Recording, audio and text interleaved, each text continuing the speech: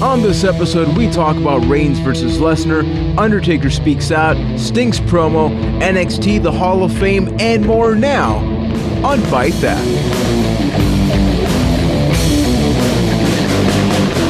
Hello everybody, you are listening to episode 81 of Byte That, the somewhat, maybe international professional wrestling podcast, where we talk about the ups and downs of that which we love, which is apparently Alex Riley. Thanks for tuning in and checking out the show. Remember, we are available each and every Tuesday night on Stitcher, TuneIn Radio, iTunes, and of course, for everything else, go over to our YouTube channel, youtube.com/ByteThatCast. My name is Juan Velez. I am from San Juan, Puerto Rico. And as WrestleMania gets closer, I should say, we roll on, including this man right here from Boston, Massachusetts, Ryan McNulty, people. Juan, does it feel like WrestleMania season? That's kind of my opening statement. Well, let's introduce this guy, and then Keith, you get the honors. You get to answer that. I'm rebounding this to you, all the way to Canada. I already said your name. Hello. What's up? Yeah, so they should know who I am by now, hopefully. Unless you're a new listener. In that case, hello. Welcome for joining us. You are my new friend. But does it feel like wrestling or WrestleMania season? Almost. Like it's 90% of the way there. You just need one more little push, and then it'll feel like full-blown WrestleMania season, but not completely all the way there yet. Yeah, before we hit the record button, Ryan had to remind me that WrestleMania is only 2 weeks away, and that seems a little bit crazy because, as we saw in Raw and all these things, it feels like the things are just about to finish being developed, and we're 2 weeks away, so it's a little crazy.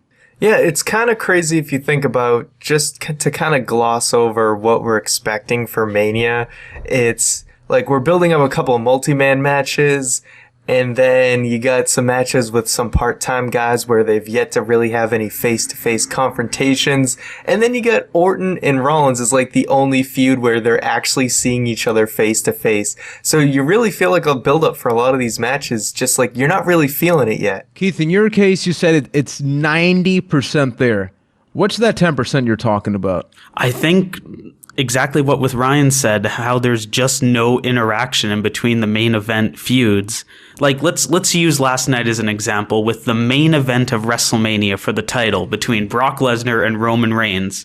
Did Brock Lesnar and Roman Reigns have a confrontation? No, they didn't. Brock Lesnar and Paul Heyman had a confrontation with a video package of Roman Reigns while Roman Reigns was doing his own thing in the main event. It just feels weird. You know what I mean? Question. This is one of the first WrestleManias in a long time, I think, where we're not getting that celebrity interaction. Do you guys miss that? Do you think that's part of the WrestleMania experience? Because at the end of the day, the WrestleMania experience doesn't all have to be positive things. I mean, maybe not having a celebrity also frees up some time for other stuff.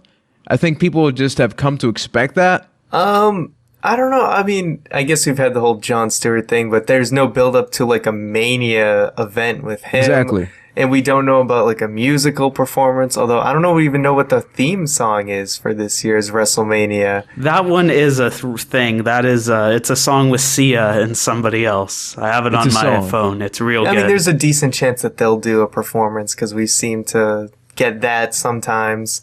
But I don't know. I feel like the hype isn't really there, and I think it's because they can't spend as much time on build-ups for some matches as maybe they would have wanted to.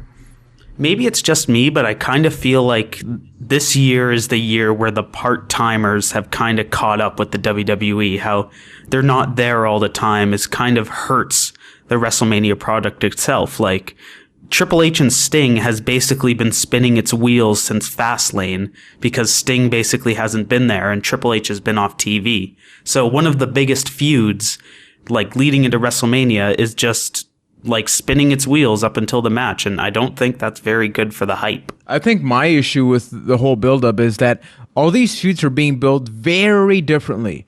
Like with Undertaker, for example, we saw Undertaker with the Brock Lesnar stuff and all that, but here, I mean, according to the rumors and what happened on Raw, it definitely seems to be true. We're not going to get the Undertaker until WrestleMania.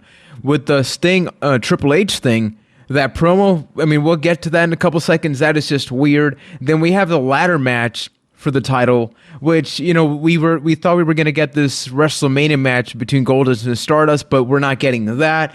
So it's all these things that, oh, but wait, there's this little asterisk in the corner that says, you're getting that guy in WrestleMania. You're just not getting what you thought you wanted.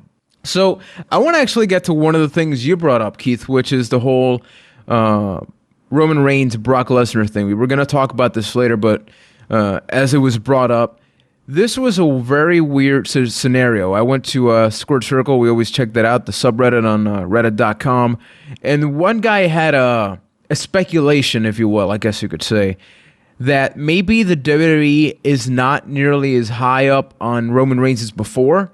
Because how weird was that? The fact that we are 2 weeks away and Roman Reigns was on Raw, yet the entire interaction they got was Paul Heyman with a video package of Roman Reigns. We're not talking about Undertaker. He got the Undertaker treatment when he's on Raw.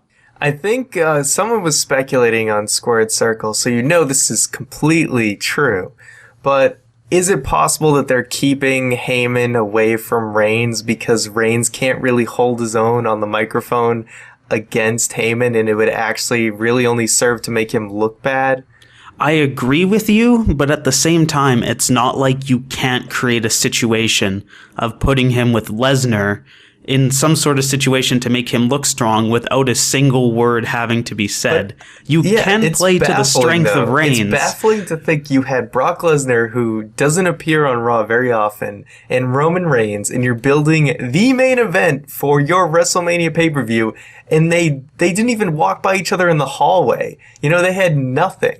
It's absurd. I don't deny it's a very weird situation. How do you not end Raw with at least a stare down? Something. Have Lesnar come up, beat up some jobbers, doesn't matter, and then stares down Reigns. Honestly, it almost feels like they're trying to make Reigns an afterthought. Like, can you name the last time somebody that was in the main event of WrestleMania lost a match leading up to the main event? Like Roman Reigns, the guy that's supposed to be this big, tough guy, lost last week to Seth Rollins. Well, I mean, maybe Daniel Bryan lost some matches leading up to WrestleMania 30. But he wasn't guaranteed in the main event, though, right? We're talking guy that won the Royal Rumble leading into WrestleMania as the big guy, losing a match on Raw. You know, it's very possible that it's happened, but I can't give you a right answer there. But it doesn't make a lot of sense. I think we both agree that no, it doesn't. No. It's just crazy. Like, they could have done so many different things to just kind of get people hyped up about it. And I mean, granted, Heyman's doing a hell of a job building up Lesnar, but I think it's the fact that we didn't get enough interaction on the Reigns side. You know, he's just kind of winning like a throwaway match on Raw. A match that is serving the Orton-Rollins feud. You know, totally. We're ending with that. We're not serving the main event. You know, like Reigns was totally just kind of like a side piece in that situation. So I'd like to go back a little bit and talk about Reigns being that side piece. Do you feel like that they're kind of purposely making Reigns look that way, so maybe Lesnar does win at WrestleMania? Like, the main event comes more about Lesnar, and they kind of push Reigns to the sides? Or do you think the divine plan is going to destroy all, basically? So are you thinking that they still decided to go with now. Reigns for WrestleMania, but now the buyer's remorse is coming in, and they're like, okay, well, Reigns isn't really working, so we're calling an audible. We're going to have Lesnar still retain. Is that what you're kind of saying? Like, pretty much, that yeah. Even though that they still had him, they still went through them with the match and didn't choose Daniel Bryan, that they still don't think Reigns is ready, so they don't want to have him win. Exactly, kind of like, oh, well, this whole Reigns project isn't exactly going the way we want it to go, so let's call a last-minute audible, like you said, and then maybe push Reigns' whole thing back to SummerSlam for the time being, or something along those lines. If Lesnar stays as a WWE employee at it's interesting, or you could argue maybe Heyman is just trying to make it appear that way, you know, trying to make it seem, you know, trying to make the predictable seem unpredictable. And that's also another scenario. But as you said, do you think the divine plan's still going to happen? I really think WWE is just so stubborn that I still, I've been following the divine plan the whole way. Why back out now? I'm staying committed. I still think Reigns is going to win. As of now, we got weeks of development before our final prediction, so don't quote me quite yet.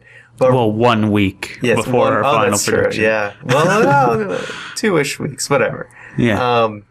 But yes, I'm still riding that divine plan train for now. I've had a dog barking for like 5 minutes nonstop. I'm going to try to get through this point here and just say that I think that the WWE is really riding the coattail with the whole UFC situation. Obviously, it gets them a lot of exposure. And, we keep bringing it up every week. It seems like there's always something that TMZ is covering about the WWE or something. I do think they're going to go with the divine plan. I don't really agree with it. I think that the whole thing about having the video package really does show that they're not even that confident in Roman Reigns. And we haven't brought up the whole contact lenses thing. Can we please talk about that for a minute or two? Because sure. how this one's crazy, all you, Buttercup. How crazy is that? I mean, the dog's even like anxious about it. But what happens is that a couple of people are posting comparison pictures about Roman Reigns when he first stepped up to the main roster and now, and he's literally a blue-eyed babyface now, but artificially. I mean, to that extent. I mean, you can look into that, they're trying to make him a more, sympathetic character or something like that. It's like, they call it, the Disney eyes. Like, any character you're supposed to like has the big, blue eyes or whatever, and any evil character has, beady brown eyes or something. And it's, a real thing that they do.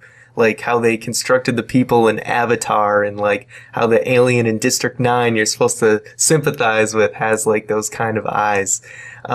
So, I mean, it makes sense to kind of make him more appealing with the blue eyes or whatever. Or it could just be like Mysterio where he likes to mess with, contacts or whatever. And it's completely his own doing, and WWE isn't trying to construct their own, babyface. No. But to Juan's point, it's just how artificial can you make this entire push? Like there's just nothing really organic about Reigns, from still riding the whole Shield thing to the ring gear to the believe that quote, believe in Roman Reigns, to now changing his eye color up. Maybe it's just a matter of they're trying to push Reigns down, their vision of Reigns down people's throats so hard, and not letting Reigns be his own person, that it gets a little sickening after a while. Yeah, I mean, it goes to show that organic goes a long way, and this is just the completely inorganic, this is the inorganic push. And then you can look at someone I don't even know if we were going to talk about Axelmania this week, but I mean, just look at what's become of that. You couldn't get anyone to give two craps about Curtis Axel a couple months ago. And then something like this happens just kind of out of nowhere, and people are chanting Axelmania. And it's, I don't know why they don't kind of jump on that more for, a main event level type thing. But, it's just Curtis Axel. I mean, look what's happened. I mean, and maybe I'm glad that they're jumping on this now because it's actually working. Yes and no, because sometimes it's not good when they jump on some sort of train, case in point being Fandangoing. Yes. That was the most organic thing in the world, but man, did they drive that clean into the ground. I mean, I got to bring up the whole Sting situation simply because we're talking about some artificial things being developed. And I do got to apologize. I'm honestly a little upset because of the dog thing. So if I'm quiet during the show, I just want to apologize to our listeners. It's happening nonstop. But the Sting thing, the voice situation, why? I do not get why. Because apparently a couple of people did some voice pitch shift. And yeah, that was actually Sting talking. But then why? I mean, breaking news, people. Sting has been in wrestling for a couple of years. I'm pretty sure that at some point, be it WCW or TNA, they have heard the man speak.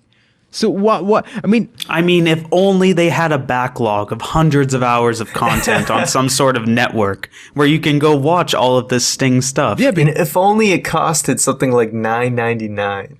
I know. Exactly. And if Sting was a really bad mic worker or something, then I could maybe understand it. But he was really, really getting TNA. And WCW, at first, he was all right, but he really found his way.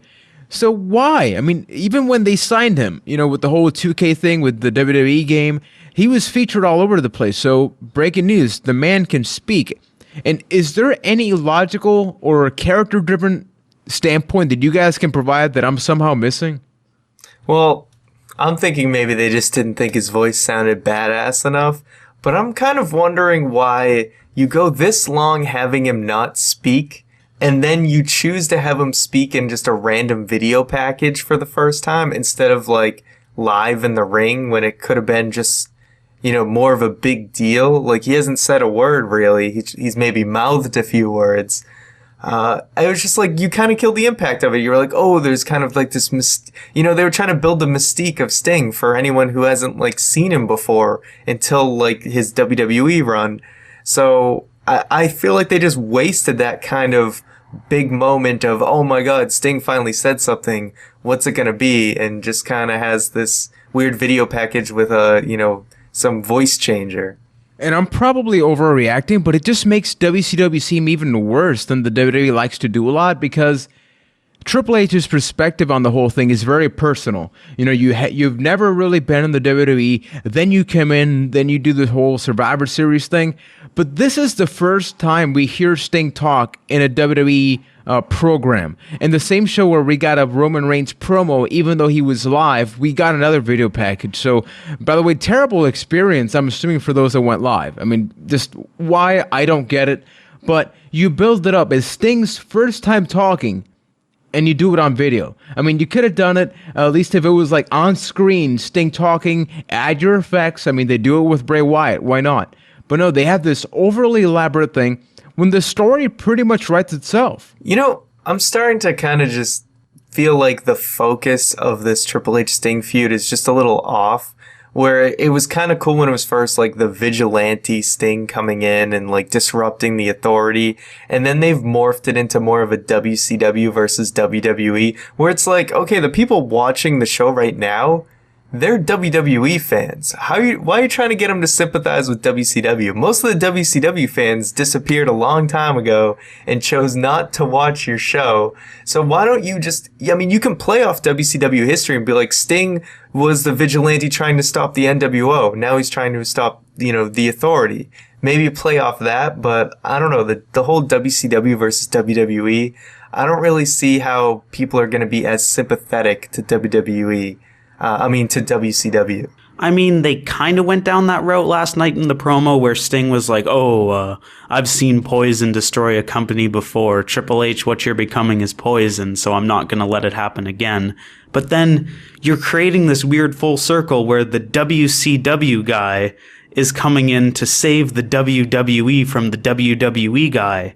And then the whole premise of the feud from the last couple months doesn't make a lick of sense at all. So, yeah, it's somewhere along the lines it's lost its way, it feels like. Yeah, it's been a very sad situation because obviously it's a feud that at first we didn't really care about, but then we got the stare down and those things, and then we cared, but now we're sort of backtracking a little bit, and that honestly sucks. I mean, it's kind of like somewhere along the line it's lost its way, hyphen the WrestleMania story at this point. But we're 90% of the way there in the build-up, right, Keith? 90%, something like that. Is it still 90, Keith? Yeah, I'd say they just need that little bit of extra push, make everything make sense, and then it's all good. But they're not there. I'm going to bring this up then. And Keith, just give me the percentage on everything I'm going to bring up during this podcast. It's going to be a game. It doesn't really matter who wins. I want your percentage if it changes. Seth Rollins versus Randy Orton. I got to say right off the bat before the dog starts barking again, I love their promos so damn much. They were just having a lot of fun. I think that Randy playing the really sarcastic heel and then Seth Rollins also playing the sarcastic heel. It was a great combination of, everything everybody's been talking about, that we know Randy's going to turn on Rollins, which ended up happening. but they did a great job, in my opinion, of making the obvious not seem like a bad thing. I thought the whole opening segment and all the jokes and stuff were fun, and obviously later on in the show we got a pretty brutal beatdown on Rollins. My only issue with it, and I'm just gonna go super smart, nerdy complain mode, but you build Rollins as like the smart architect, kind of alluding to Edge's kind of opportunistic kind of style of type of heel that he is. And you just make him look like a complete fool for falling for Orton's, tactics. And I know as a heel, you gotta just be the foil and kind of play stupid sometimes. But I feel like this made him just look really, really dumb. Gullible is the strong word there. I think that the WWE's been trying to change his character ever since the Jon Stewart thing. Because think about it. Even last week, it was very much this, Seth. I think they're doing away with the architect and doing more with like... full of himself, I'm Money in the Bank, I'm in the Authority, Triple H and Stephanie love me, like silver spoon in his mouth type character, where it's not about the money, but it's about the power. So it's kind of like David Otunga, I guess. Oh my god. Can we talk about David Otunga for a second? Sure. Something was brought up to me today that I found completely incredible, but if you listen to the beginning of his theme, it kind of sounds like they say Oreos. And it's the most incredible thing ever. Well, I will have to listen to it. Yeah. The Seth Rollins. I really liked where he was when, he was on the top of his game going into the Royal Rumble match. I feel like you kind of have to keep his integrity and not make him be too stupid. So I hope they don't keep playing off him just being a complete moron and this was just a 1 week thing. He can be stupid, just not too stupid. Yeah, just don't have him just be a total idiot like he was this week and going further into this feud. You gotta let him get a few over and actually look smart again because it was pretty brutal when he's like, oh yeah, he's just kidding guys, he's so funny or whatever. I don't know. It was a little too obvious. But nevertheless, Orton, hell of a beatdown. Exactly. Hopefully, in my dream scenario is that this turns into like a fool me once, shame on you, fool me twice, shame on me situation where Rollins really gets it together after this. Like, yeah, I let my guard down and now it's never coming down again.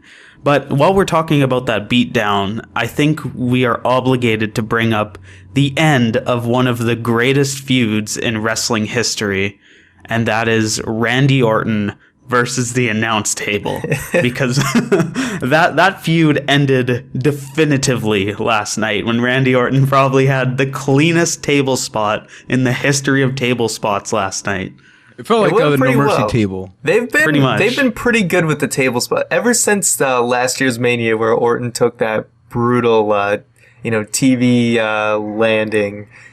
Yeah. I feel like they've been very good with the announce tables. It's been breaking very cleanly. Yeah, definitely. And I think that RKO through the announce table, that still doesn't make a lot of sense. Yeah, that still hurts my head a little bit. Is there... Okay, so just quick thing. A guy like Randy Orton, we know his finishing move. Is there an alternate thing he could do through a table that would sort of look better? A DDT. Like a DDT? Yeah. Oh, you guys even said it together. No, he should do that. What would make even more sense is that, what does he do? That, neck breaker thing? That, stretch neck breaker? Oh, yeah. Your knees, Randy Orton's own knees hitting the table. That's pretty impactful stuff. I feel like we're playing SmackDown. Or you should do a stunner through a table, because that's even better. Totally. Only in wrestling, people. So... we talked about a lot of these feuds that have gotten video packages after video package. What about another feud that got yet another video package? We're 3 for 3 almost at this point on Raw. Because we got Sting, we got Roman Reigns, but now we're off to The Undertaker. We didn't have any time to talk about the Bray Wyatt Undertaker feud last week because, it was a packed show. We got basic confirmation from The Undertaker via, very nice video message. Via Johnny Cash lyrics or something. Exactly. So apparently it looks like they're going back to another Johnny Cash song this year, according to that. But yeah, we're getting Bray Wyatt versus The Undertaker. It's been Hold on. Technically, this match has not been announced. The Undertaker just said he would be at WrestleMania. Come on, Keith. Come on. I'm still believing. It's like you're just not sold on this happening, are you?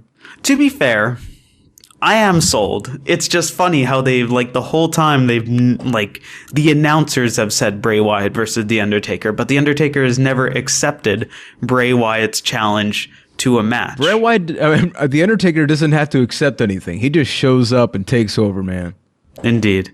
But no, if we're going to talk about how to do a video package right, I think that whole Undertaker Bray Wyatt segment was one of the best segments on Raw last night, with the whole gong, because you have to mark out every time you hear the gong, and then the whole Undertaker blah, blah, blah, blah, blah, the rest in peace was kind of weird, but that was what it was. But no, that thing alone basically got me hyped for the match between him and Wyatt, if it happens. Wyatt, I mean, for having basically just a couple of gongs and some videos, Wyatt's doing a damn good job of just carrying it with the promos. His promos are, like I said in previous weeks, much more direct and clear, and, it's his goal. Like, there's an actual motive.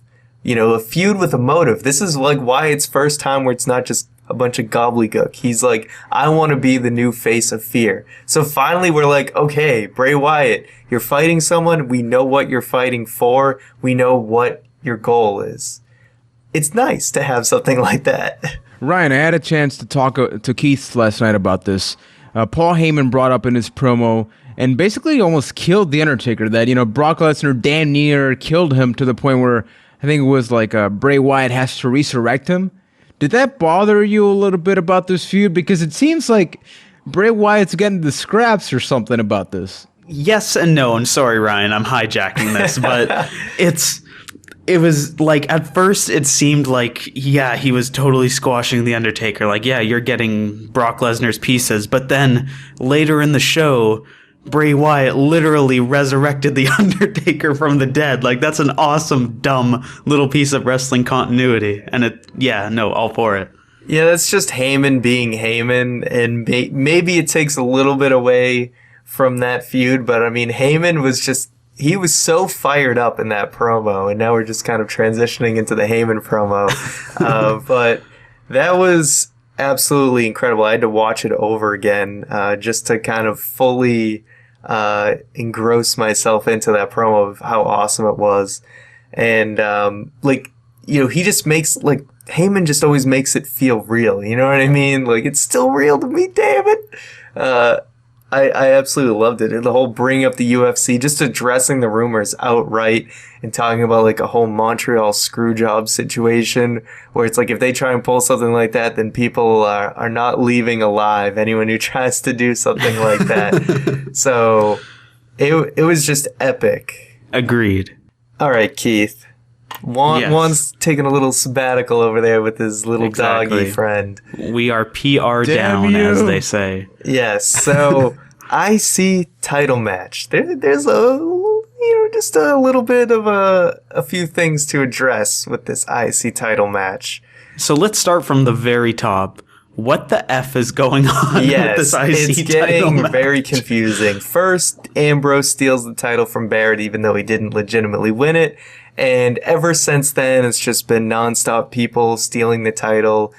Every episode of WWE television, someone different has the title. People keep being added to this championship ladder match that's going to happen at WrestleMania. In fact, right before we started recording, Stardust was added to the match. Thus basically crushing that Gold Dust Stardust match, which... Can you even blame him isn't happening after it just didn't really go over well at Fastlane? I mean, there's two ways to look at that. Either, yes, you kind of abandon ship on it, or you give them a second shot to blow it out of the water, because they can. Like, they're both amazing workers, but I don't know. I feel like at that point you're maybe just taking a risk. I mean, but the thing is, they were actually building that up hot, and now they're just kind of letting it cool off by doing this IC title match. Hopefully it gets addressed at a later pay-per-view, but I just don't think they wanted to chance it for WrestleMania since it did not click at all. So it's just been a complete cluster, this whole IC title thing. And it's, once again, it just screams of, hey, we need to fit everybody on the show, so we're going to throw a bunch of people in a ladder match. But the big elephant in the room with this match is that it really seems like, although not officially confirmed as of Tuesday, March 10th, Daniel Bryan is probably going to be in the IC title match after main eventing WrestleMania 30 last year and basically being the most over guy in the company. Yes, there is a comparison I'd like to bring up here, and just follow the bouncing ball with me on this one for a bit. But all inappropriate jokes aside, let's say, Daniel Bryan has, if he's in this ladder match, has basically become this generation's Chris Benoit. I'll let that sink in for a minute. Because think about it, okay. Chris Benoit won the main event of a 10-number WrestleMania 20 last time. Daniel Bryan won that match. Chris Benoit then went on to a mediocre title reign where he feuded with Kane, then losing the belt at SummerSlam. Daniel Bryan went on to a mediocre title reign feuding with Kane, who was unfortunately injured, but ultimately probably would have lost the title at SummerSlam. Fast forward a few months later, Daniel Bryan falls into mediocrity and is now potentially in a multi-man ladder match at the next year's WrestleMania. Chris Benoit fell into mediocrity and ended up being in the inaugural Money in the Bank ladder match at WrestleMania 21. So the comparisons are almost damn near scary at this point. Yeah, Brie Bella better start running, I guess. Touching that one. Okay. All jokes aside, though, it is crazy, and not to mention they both do a crossface type finisher and have done diving headbutt. So, D-Bry, stop being all Benoit and stuff, all right, buddy? Exactly. We know you're a much better person, and, take care of yourself. But so no, that back, is back very to the eerie. match. It's very back eerie. to the match itself for a moment. Like, not to mention, hold on. Sorry to interrupt, but not to mention it's happening like exactly 10 years apart too. exactly, like it's literally the same WrestleMania 10 years later. So eerie. I know, it's terrifying, really. But okay, so let that one slide. Back to the match. We'll blow everybody's minds later. Like, during that graphic on Raw, there was one spot left, like that had the little silhouette, and now Stardust is in that silhouette. So is Daniel Bryan confirmed for the match, or is he still kind of in this WrestleMania limbo? What do you do in 2 weeks? I mean, Sheamus. At this point. Yeah, Sheamus. Oh, okay. We're just gonna build that up like on the SmackDown though. before Mania. They're building everything point. else that way, so... Yeah, hey, what's up, fella? Want to have a match? Oh, yeah, okay. Like, is that WrestleMania for Daniel Bryan right now? Because but like at the same time, there's still this giant Andre the Giant Memorial Battle Royal, who we barely have any idea who's in. And who the hell's gonna win that? I mean, it's probably gonna be like Ryback or something at this point. Or Miz or Mizdow. It's kind of absurd. I mean, if Bryan's in the IC title match, I think everyone's going to be upset. And if he's in a, 2-week built up match with Sheamus, everyone's going to be upset. It is such a shame that the most over guy in the company doesn't even know what match he's in 2 weeks before WrestleMania. It's mind blowing. Or 3 weeks, whatever. And it's really sad because I guess they can do the Sheamus match, but I think I mentioned this in last week's show or the other one. It doesn't really matter what you put Daniel Bryan in. It's like Dave Meltzer, I believe, wrote an article saying that the Yes Movement, it failed. And not for any of our faults, not for anybody listening, not even for the people that don't like Daniel Bryan. It failed because they just said no. Like Zack Ryder. At this point, I wish they did the Sheamus feud. At least, like, if you're gonna do it, at least start building it up. You know what I mean? Like, even though it's or like, at least even though put Sheamus on TV for F's sake. It's like, even if I didn't want to see it, like, he deserves a built-up singles match for WrestleMania at least. Is there anything they can realistically do with 2 weeks that would make either of you be satisfied? No.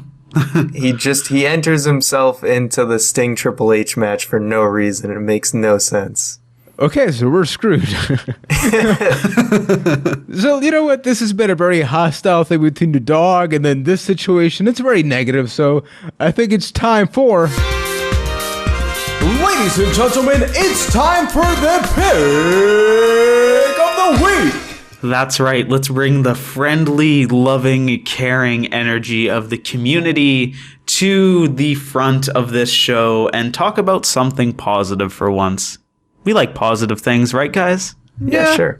Yeah, all right. Well, let's talk about networks for a minute. There's been in the last year, there's been a lot of networks popping up. You've got your WWE network. There's one in New Japan now. There's just a lot of networks and a lot of that have price points, the famous one being $9.99. Well, friend/wrestling fan out there, what if I told you could get a whole wrestling network for the price of free? That's right, FREE, free. Sounds pretty good, doesn't it? I think so. So that's where the Shoot Wrestling Network comes in. A friend of the show, Juan, is putting his head down at me because my pitch is just too mind-blowing for him, I guess. But back to the Shoot Wrestling Network. Our friend of the show, Mr. Ryan Davis, host of the Shoot Wrestling podcast, has collaborated with a bunch of other podcasts, including our own, to create a 24/7 podcast streaming service featuring some of the greatest podcasts from the wrestling world. Now, if you would like to check out this awesome service, I highly recommend to you going to shootwrestlingnetwork.weebly.com. Once again, that is shootwrestlingnetwork.weebly.com and checking it out for yourself. How do you spell Weebly? WEEBLY. shootwrestlingnetwork.weebly.com is our pick of the week. That is just 3 easy payments of free and coming soon, the Work Wrestling Network. I mean, Ryan died halfway through that sentence, man. That is The how joke good it was is. so bad, my voice died upon itself. So that was our attempt at this week's pick of the week. Thanks for listening. And remember, for everything else, you can go over to our YouTube channel, youtube.com/ByteThatCast. For this week, we are back with the Square Roundtable. We have a very fun topic, and we actually have a 4th person on the Square Roundtable. Ryan, I believe, knows him. He shares some of that DNA with that person. That's very suggestive, sir. Okay. Wow. Let me... Oh, goddamn, that's disgusting. We're rolling, dude. That's it. So keep saying. Just like that talking. DNA. So, Ryan's cousin's going to be on the show. It's pretty awesome.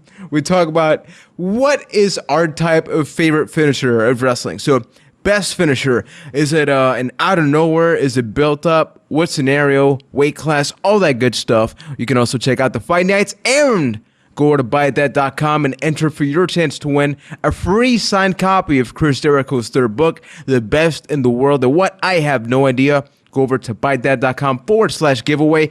Contest ends on March 23rd. The winner will be announced on March 24th right here on the podcast. You got to be from the UK, Canada, or the United States to enter. So this is a topic that we weren't too sure we were going to bring up, but it's a very... It's touchy. Yeah, it's... Take this with a grain of salt. I really do. I know we've been laughing right now, but this is something that we found out on Raw. It is regarding the latest inductee into the Hall of Fame. For the record, we're not saying anything that this is like a bad thing that's happening, but some questionable things. I am, of course, talking about Connor the Crusher Michalik. He got an induction to the Ultimate Warrior-inspired wing of the Hall of Fame that is supposed to be dedicated to people that just, have overcome a lot of odds, battles, struggles, but still really strive for the best. Obviously, Connor the Crusher, he passed away. It was a really tragic thing. Dean O'Brien was heavily involved in sort of the last moments of his life, spending a lot of great time. It also got WWE a lot of publicity. And it's a great gesture from the WWE that this is happening, but I want to take it to Ryan because I know you have some things that, as positive as this is it all that positive? It's a little shady, I'll put it this way. I love the idea of, an inspiring fan going into the Hall of Fame, and I'm completely all for that. I think, Connor was a very, it's a very sad but inspiring story of a kid who, despite all the, the stuff he had to overcome, he kept a positive attitude, and WWE was very good to him in his, in his final days. So that's, I love what WWE is doing there. But where it gets a little just weird and WWE kind of being revisionist historians is, during Ultimate Warrior's speech, he was suggesting, in his Hall of Fame speech, he suggested having a thing called the Jimmy Miranda Award, which was going to be for any of the production crew people who set up the rings, the unsung heroes of WWE. And WWE used that parts of that speech and acted like this award was for something else, basically against, not necessarily against, but they kind of twisted Ultimate Warrior's, wishes and made something else out of it, which it's like if they just wanted to do a separate award for super fans and then, honor Ultimate Warrior in a different way and do the award that he kind of wished for, I think that'd be better. But I feel like WWE just wanted to put a Warrior label on something but twist it and make it their own, it's just a little messed up to me. And I don't know. It's like, I don't want to take away from the honor that Connor's getting because I'm all for it. It's just the way that they did it, just doesn't sit well with me. I mean, I guess his wife is going, the Ultimate Warrior's wife is going to be there to induct Connor with Daniel Bryan. So, I mean, obviously she's behind it. And who knows, maybe down the road, they will actually honor backstage crew people. But it's just another way that these, the ring crew people kind of get screwed. I mean, they got their pay cut last summer, and, I don't know. It's just a little weird. It's sketchy. I couldn't agree with you more, Ryan. I'll kind of address the two parts of it. Awesome that Connor's story is getting recognition because it is, even for us, it's a very inspiring tale how you really got to take a step back and think every once in a while, especially in times like these where it's easy to critique every little thing that goes on in wrestling about being this or being that. At the end of the day, this is also a product that brings kids or children or whatever like Connor so much joy and happiness, and you got to remember that every now and then because it's a really happy and inspiring thing. That thing that we love can do that for somebody. But I don't know if the Warrior Award was the way to do it because, like you said, you're taking something that the Ultimate Warrior tried to create, changing it completely, taking his own words and spinning it to what you want it to be and turning it into something else. That's kind of messed up, really. That's almost like propaganda damn near. And I almost feel like just because he has the word warrior in his name and it's very fitting for someone who had to battle through something tough, it's like they felt like just because that fit that they could twist around a man's, one of his last wishes. From that point of view, yes.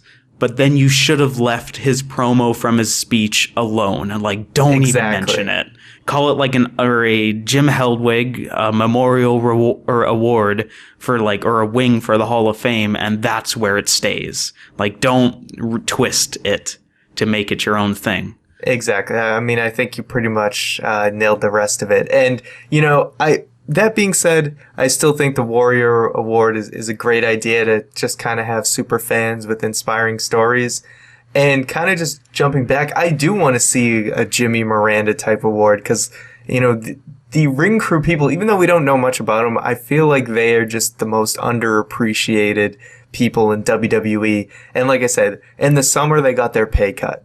And then we can't even give them just, a little bit of recognition. Exactly. And like even to go a step above the ring crew, like there are those backstage people that have been around for years that deserve really more recognition than they get. Like to go to the top of the chain, think about people like Jim Johnson, who are responsible for some of the most iconic sounds in our life, like Stone Cold's theme and stuff. Like he deserves that recognition, and this would be the way to do it. So I am of the mind that one day it should go down this route, and it's unfortunate that it's not. At the same time, we're not trying to say like Connor's award is somehow stepping on. No, not them. At all. Not at all. We're talking two separate entities, and the only issue we're really taking is that WWE is twisting one of the last wishes of a man who recently passed away. Exactly. And that's a little messed up. And WWE gets a little too crazy with their, propaganda and stuff. And if they were running a country, I don't know if I would want to live in it. I'll just put it that way. Agreed. So what better way to switch things up than just providing a small update on what's happening with Bill Demott? Yes. Yeah, that's fun. Yeah, so obviously we talked about it in the podcast last week. Just sort of some rumors that were piling up. Then I released a video over the weekend stating that Bill Demott resigned. He denied the allegations of everything that was happening. But to sort of summarize, Jason Alberts / A-Train / Tensai, he's now apparently the head trainer at the Performance Center. Obviously, all these things broke out. So once again, WWE seems to just be in the spotlight all over the place, be it for a negative thing, be it for a positive thing. It's happening. Yeah, so with Bill Demott, he resigns, and that just completely, all right, I'm not going to say what I'm saying right now is fact, but this is just what I'm inferring from the situation. The fact that he steps down makes me think a lot of what happened. Not just the fact that we've heard numerous stories from numerous sources, but clearly he was stepping down and disassociating himself so there wouldn't be an actual investigation. If he just walks away, story just kind of gets swept under the rug. And that's which is kind of messed up. Yes, exactly. And, right. That's the end of it. Whatever. A couple of years, they can hire him back in a different position. No one will ever say a thing. That's kind of my take on the situation. Because, if he was truly innocent, maybe they would welcome an investigation. And we talked about the whole live feed thing. So they, WWE probably knew that if, some outside third party actually came in and really checked things out, then there would probably be a lot of evidence against him. Like I said, this is all just what I'm inferring. So I think it makes sense that he just steps down and, everyone just kind of lets it blow over. Agreed. And of course, the Performance Center does have a lot to do with NXT, which I want to bring up something pretty quick. The three of us are avid NXT watchers. We don't get enough time to talk about it in the podcast, but I wanted to hear your reaction, Ryan, about everything they're doing with Alex Riley, because it seems like they're doing something with a guy that a lot of people didn't care about. But now, he's awesome, and he hasn't even stepped foot inside a ring yet. All I gotta say is, holy crap, Alex Riley just kind of came out of nowhere. And it's sad that I'm actually more hyped up to see Alex Riley wrestle again than I am for most matches that are going to take place at WrestleMania 31. But, Kevin Owens and him just kind of having some words, a couple weeks ago at the commentary booth. Then, an altercation happens. Owens throws him over the announce table. And then the next episode of NXT, Riley just comes in just like fired up, demanding a match, to Regal. And like, I was just very, surprised at how convincing Alex Riley was in his promos. Like, you really felt like he wanted nothing more than to fight Owens. And it's awesome. And now he's gonna, Regal was making him choose between being a commentator or a wrestler. And it looks like he's choosing to be a wrestler, and he's having his, first match in God knows how long on WWE TV against CJ Parker. But the real question is, did he say it to his face? Yeah. I don't know how to respond to that. But no, it's pretty awesome. And you know what? Even if it's just like a one-off type feud thing, which can happen, like Regal's feuded with people in NXT, it's still really cool. And like the crowd was just fully into Riley, because it's like, a lot of people weren't too high on him when he was just kind of wrestling and whatever, lost in the shuffle. But like, we've gotten to know him now as a commentator. And at first, like, all of us complained about him. He's gotten a lot better. And now everyone's just hyped up to see him wrestle. And it's just more proof that everything great happens in NXT. Like, they can really do no harm. And then just a quick thing I wanted to touch on that they also kind of had in NXT was Emma. Looks like she's kind of gonna do maybe the Tyson Kidd treatment of coming back down to NXT and retuning herself.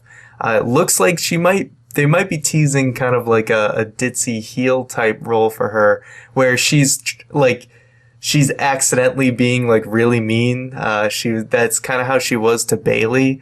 And, she was like being pretty straightforward of, I went up to the main roster and look what that did for me. So they were actually kind of addressing her failed run. So I really hope they're gonna do something more with that. Agreed. Yeah, I think Emma had a really unfortunate thing where her character on NXT, as cool as it was, the whole dance thing, a lot of these gimmicks don't transition that well into the main stage roster. I mean, look at Adam Rose. Adam Rose came into NXT with after being Leo Kruger. Everybody loved his entrance, was talking crazy about him. Debuted in the main roster. The bunny, which we never found out who the hell that bunny was. I mean, what the hell, man? What the hell? Justin Gabriel, most likely, and when he got released, poof. There went the bunny. There went the bunnies, and here comes the question, folks. Before closing the show, we got a ton of stuff from the giveaway from YouTube. So, Keith, my friend, take it away. All right. First question comes from Unitard Z. What performer known for being extreme would you want to return to the WWE right away? I am just going to say Jeff Hardy. I'm actually going to say... I think he's... Oh, I thought you were done. No, I was going to elaborate instead of just giving like a very low-key answer. I would say straight to the point. Jeff Hardy, Cool. just because, he does a lot of crazy bumps, and he was very exciting in his WWE runs, and they really just got, cut short because he can't keep his nose clean. So if he could, Jeff Hardy. I'm just going to say Tommy Dreamer. I think that I love a guy whose character is very normal, but extreme. He's mellow, but violent. And I never thought he got a good run in WWE. I mean, he friggin' drank Barbicide for crying out loud during the Ruthless Aggression era. Didn't really do all that great in the WWE CW. And I think he really got the short end of the stick. It was a guy that, for everything he was in an ECW, at first he was failing. He really proved himself to the audience. And then past that, nothing really happened. Now, I'm going to take your answer, Juan, and apply it to Bully Ray. And that's exactly my answer. Good one. Indeed. So thank you for the question, and on to the next one. We are now moving into the giveaway questions. And just a quick reminder, if you would like to win a copy of Chris Jericho's book, The Best in the World at whatever that is I have no idea. Thank you. That's the one. You can head over to bytethat.com and enter to win that signed copy. Now on to the questions. First one from Mr. Pro Skills Gamer. Are you enjoying the Bray Wyatt versus Undertaker build? Kinda, I guess. It's gonna happen, so the editing is nice. I think they're doing a good job, and I actually do kind of like that it's making us anticipate Undertaker showing up again. I mean, Undertaker's WrestleMania feuds seem to all build up in a very similar way, but usually we'll see him before WrestleMania. So I actually do like that this time we have to wait, very much like WrestleMania 20. I mean, by design of the streak being killed, this build-up is different than the last couple, because it's the last couple have just boiled down to, I want to end the streak. But I really like how this is going if Bray Wyatt wins, building Bray Wyatt to be this next big guy. But overall, yeah, I am enjoying it. So on to the next question. After the recent Raw, is Axelmania the next Mizdow? No. Mizdow made something work because he was able to evolve through it. But Axel has pretty much already reached the end of the stick. I mean, his Titantron had a countdown, which is cool, but how farther can you go, realistically, other than, hey, it's been 5 years, 4 months, and 3 weeks, and I'm still in that Rumble? Yes and no. I would say yes in the way that it's kind of the next thing that's out of nowhere kind of become organically cool and has led to the push of an unlikely superstar. But no on the side that exactly, it's kind of like a one trick pony, and it seems like, which even Mizdow is, which is kind of weird, but I feel like Mizdow just, there's more you can probably do with it, whereas if they don't evolve Axelmania quickly, it's going to burn out a lot faster. It helped that Mizdow was working with Miz, so there was ways to kind of build that, but we don't really know how they're going to keep Axelmania relevant. So yes and no. Yeah, see, I disagree with you that Mizdow is just a one-trick pony, because really there's a ton of different ways. Like with the character of Mizdow, yes, that is a one-trick pony, but where Sandow goes from there, it can go into many, many different venues. The thing with Axelmania is that it is a Royal Rumble countdown and a cheap Hulk Hogan gimmick. Like, that alone doesn't really have a lot of shelf life, so it needs to evolve and adapt to become anything cool. So, yeah. Thanks for the question. Next question. Will Divas ever main event a pay-per-view? I think they could definitely main event an NXT pay-per-view, but I don't see it happening anytime soon on the main roster. Yeah, same. I think that NXT Divas will intervert this year. It's not going to be next year. It's already going to happen this year. We're going to get some kind of main event, be it with Sasha Banks or something like that. As for the main roster, if they ever main event a pay-per-view, I will get willingly super kicked on camera by the wrestlers in the company that I work at down here.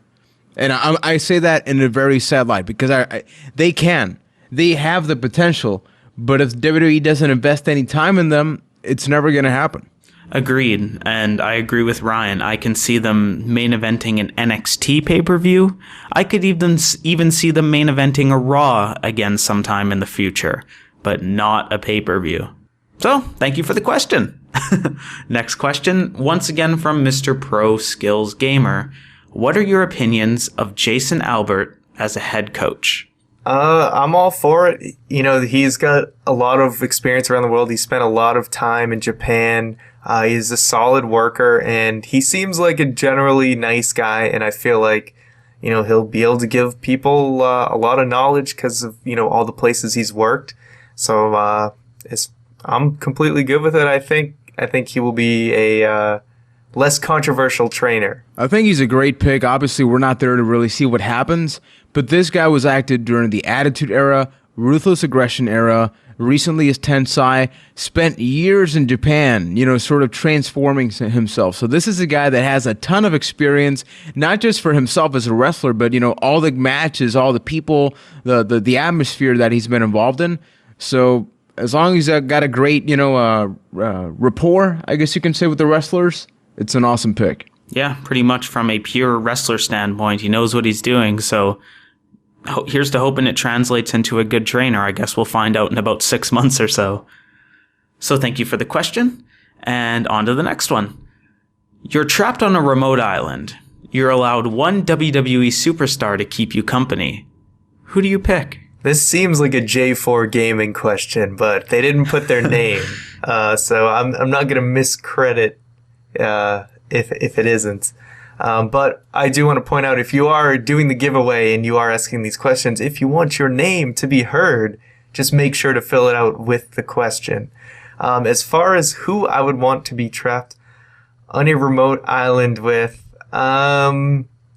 Generally, I would pick a diva, because let's be honest here. But if we're going just by entertainment value, I would probably have to say Stone Cold Steve Austin, just because I can pretty much be entertained or laugh at any of his ramblings.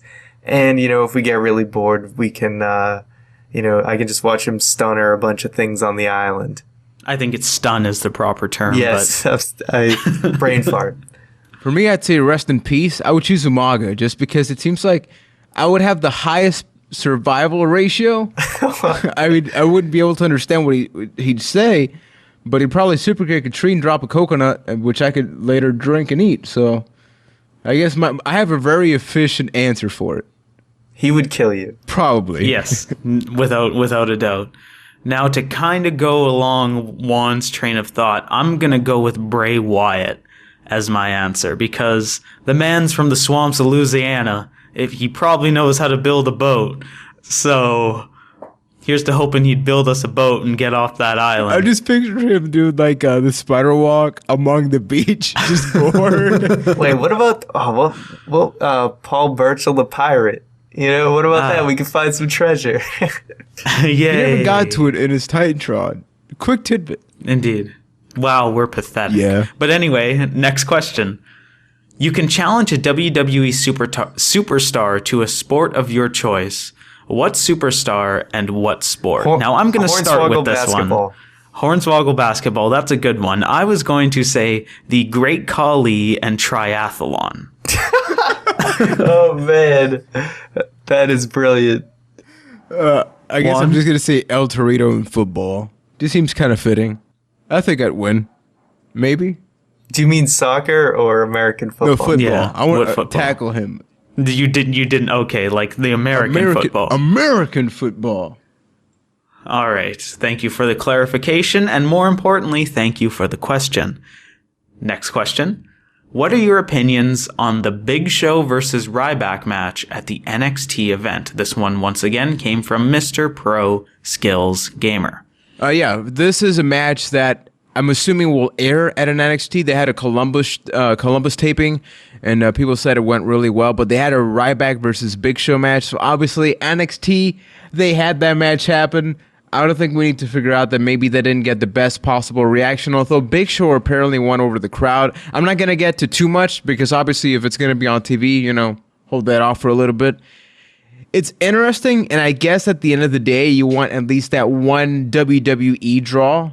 To sort of get those other fans maybe getting some eyeballs on NXT. They watch those matches. They like the show, so they watch the product on the network. I'm assuming is what that's for. But once again, I don't know the context of the match.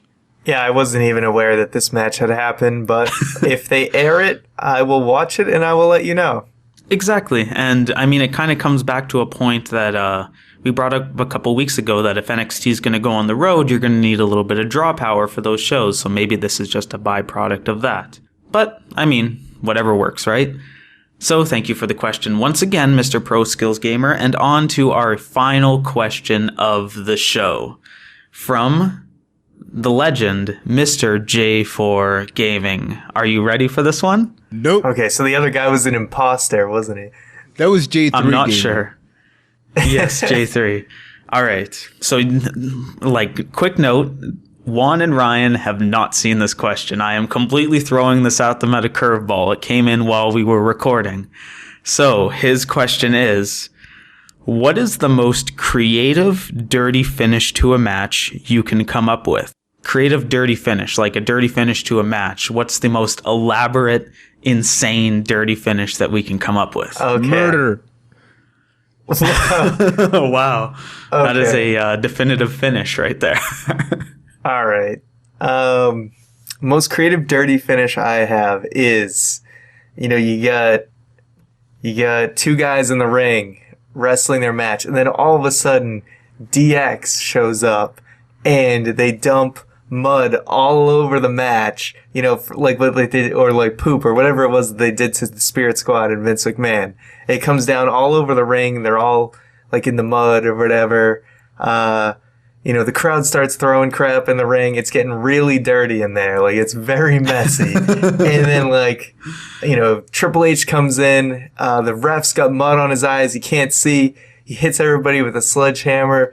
Nickelodeon shows up and they slime everybody. And then the ref, he finally gets the mud out of his eyes. Triple H throws the other, guy A over guy B. 1, 2, 3. Dirtiest finish ever.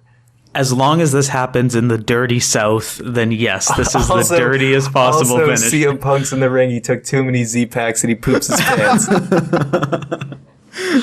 And Sid Vicious was in the corner taking a tombstone.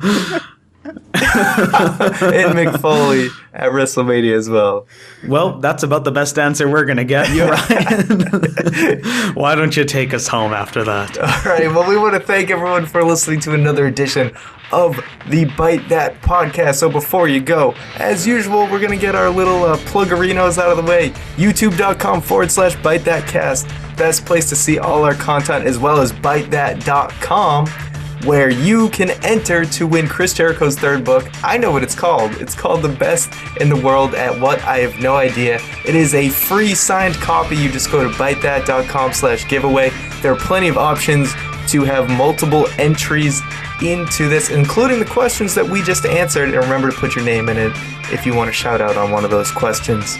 Also, you can check out our social media. We are on Twitter at ByteThatCast. You can like us on Facebook, facebook.com/ByteThatCast. You can also catch this show not only on ByteThat.com and YouTube, but iTunes, Stitcher, iHeartRadio. Is that what it's? No, it's not iHeartRadio, but it is TuneIn Radio. I'm sorry. There is a thing called iHeartRadio, but maybe we'll find a way to get on there someday.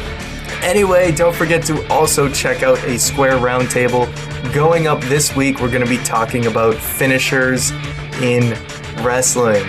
So that is going to do it. So thank you everyone for listening, and we will catch you guys next week.